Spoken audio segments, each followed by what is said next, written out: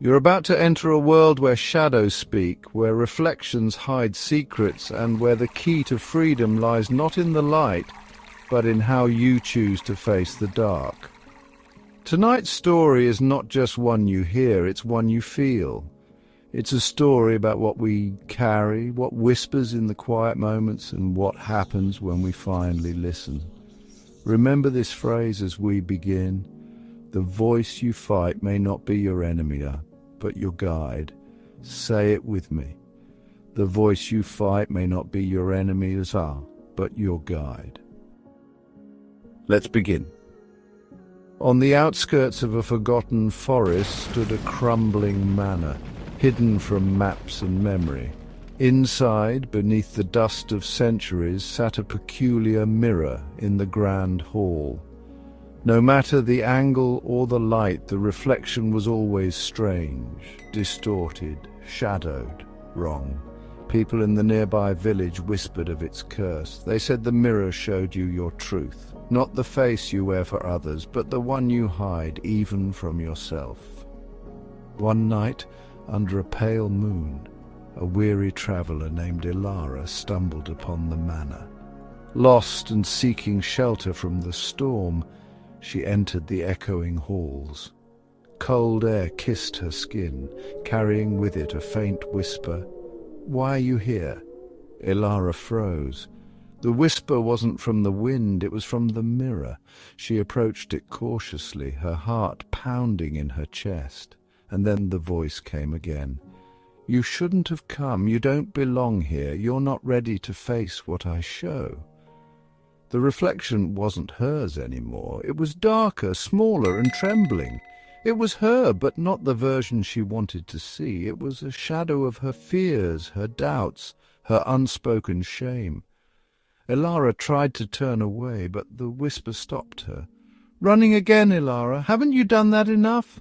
Her breath quickened. She wanted to scream, but then she remembered something her grandmother had once told her. "Recognize what's happening."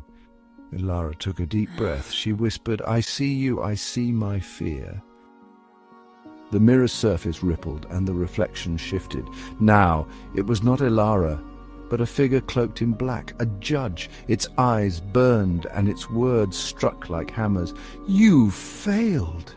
You've always failed. Look at the harm you've done. Look at who you've become." Elara felt the weight of those words pulling her down, but she stood her ground. She whispered, "Allow the experience to be there just as it is." The judge laughed, but Elara didn't flinch. Instead, she placed her hand on her heart. "I won't fight you," she said softly, "but I won't let you destroy me either." The figure dissolved and the mirror turned pitch black. From the darkness, hands reached out, hands from her past. Each one spoke, their voices tangled with pain and regret. "Why didn't you do more? Why weren't you enough? Why didn't you save us?" Elara felt herself breaking, but then a memory surfaced. Her grandmother's voice again. "Investigate with curiosity and care. Who are you?" she asked the shadows, her voice steady. "What do you want me to see?" The hands froze, and one whispered almost tenderly, "We are the parts of you that hurt. We are waiting for your kindness." Tears welled in Elara's eyes as she reached out. "I'm sorry I've ignored you," she whispered. "I didn't know how to face you, but I see you now. I'm here." The mirror glowed faintly, and the reflection shifted once more. This time Elara saw herself, not as the fearful traveller, nor the judged, nor the haunted. She saw herself as whole, imperfect, but enough. She smiled through her tears and whispered the phrase that had brought her here. "The voice you fight may not be your enemy, but your guide." Elara left the manor that night, but she carried its lesson with her.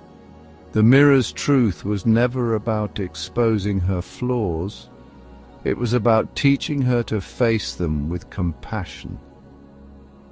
And you too may feel the whispers of doubt, judgment, and regret. But remember, the voice you fight may not be your enemy, but your guide. When the voices come, practice rain.